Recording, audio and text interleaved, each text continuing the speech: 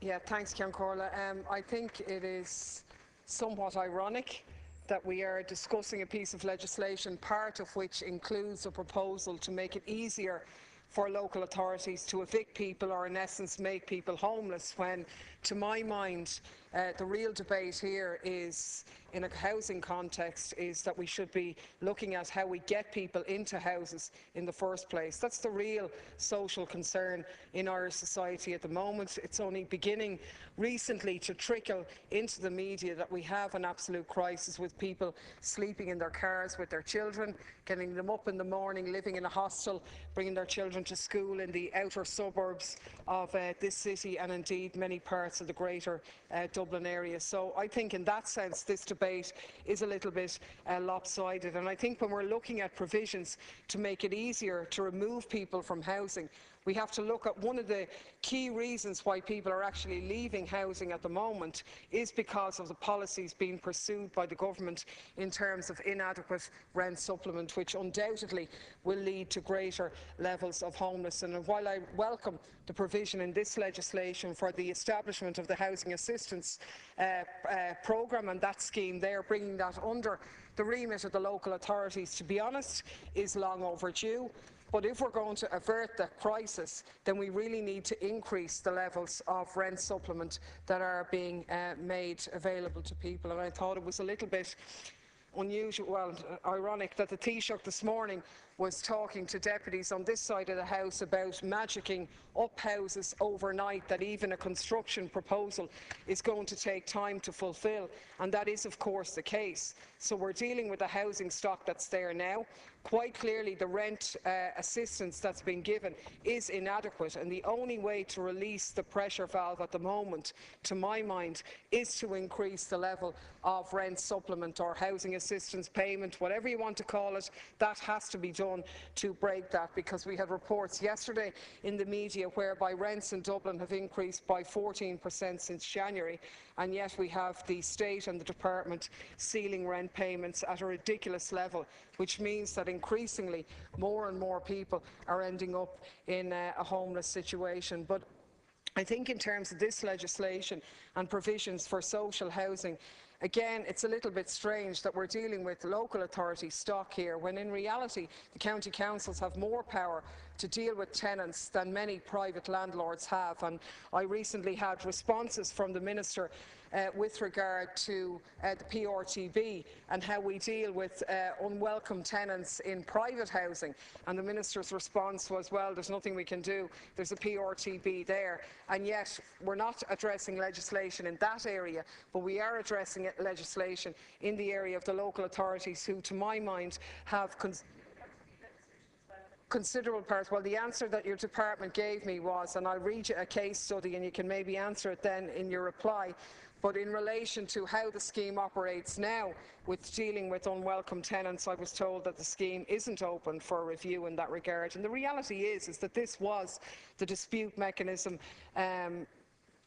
machinery or whatever that the state set up for landlords and tenants. And I just want to give you one case scenario on that, because I'd like it to be on the Dáil record, and it concerns constituents in my area who purchased a house in 2005 as a starter home.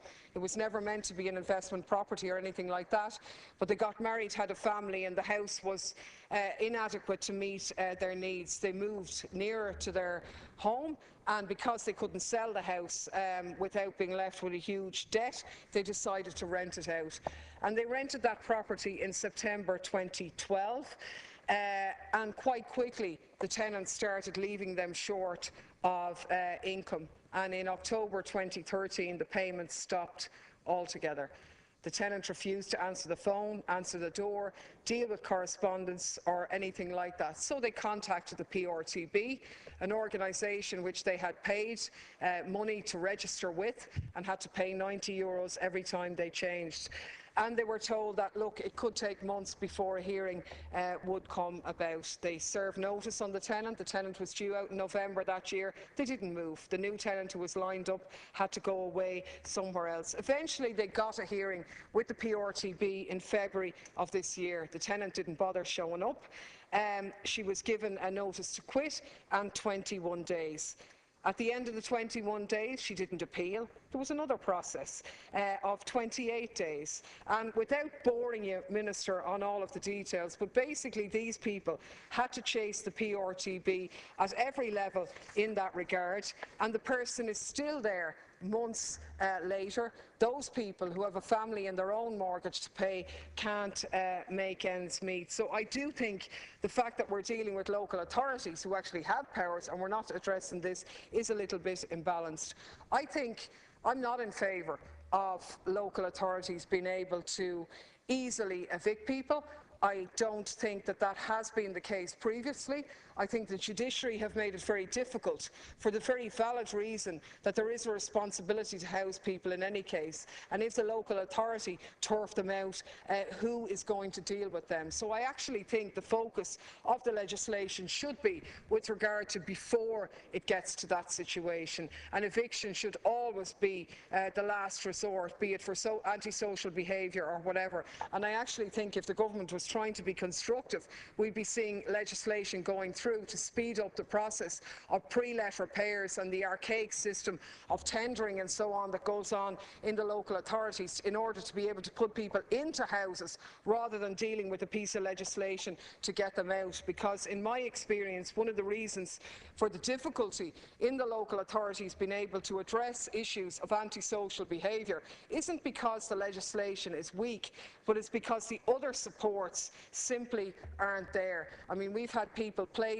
in communities with serious mental health problems, people who were supposed to be linked up with social workers with a lot of other baggage, if you like, which is obviously intrusive to their neighbours and is difficult to deal with. It's difficult for the local authorities staff to deal with, but to be honest, the fault in the main wasn't, in my experience, with the local authority staff, but it was with the HSE or the other agencies not providing the supports to those families who needed support, which gave rise then subsequently to antisocial behaviour or other issues. I think there's been problems with An Garda Síochána as well in terms of not in an efficient and timely manner in furnishing the local authorities with information on tenants who may be causing problems dealing with drugs or whatever. And I do think as well it's a bit rich to talk about empowering the local authorities to evict people when we're presiding over a situation where local authority staff have been absolutely butchered, and yet the tasks that they've had to deal with have probably mushroomed. And you know, we have very hard-pressed council staff dealing with a multiplicity of estate management issues, but yet because of the public sector recruitment embargo there's not enough staff to deal with them. And are we saying that this legislation will mean that families can be evicted because we really didn't put the resources in to work at tenancy sustainment or keeping people in their homes, which is really where the focus should be? The only other points I would make are I'm not in favour of a system of compulsory deductions from people's social welfare payments. I think it's a retrograde step. It's akin to the draconian legislation which was introduced with regard to the household charge and so on, and I think it's a very, very bad precedent. We should be dealing people and assisting them rather than, you know, forcibly taking payments from them. I think you yourself, Minister, and all of the deputies in this House who've been knocking on doors in the past number of weeks know that families are coming to the doors with different mountains of bills in either hand and saying, which bill do you not want me to pay because of the austerity policies being implemented? Forcing that and deducting that from their social welfare is not a solution to that scenario. I would also make a point with regard to the option of buying houses. Now, I understand why people want to buy local authority houses. Very popular, the tenant purchase scheme and so on, people who've put in a life's work into their houses. But in reality, that is selling council housing stock for the future, and it would be far better if this government was proactive at dealing with the situation where people could live in a home, raise their children and grow up and then move on, maybe downsize to an appropriate dwelling and leave that stock in the hands of the state for another family who want to rear their family in it. But we don't have that continued path at the moment, and I don't think tenant purchase scheme is the right way to do it. So I suppose in conclusion what I would say is I think this is the wrong discussion at the wrong time. The problem that councils have in dealing with tenants is largely because of lack of resources, the public sector recruitment embargo, austerity measures and so on, and our time would be better served at how we keep people in their homes rather than how we remove them from them.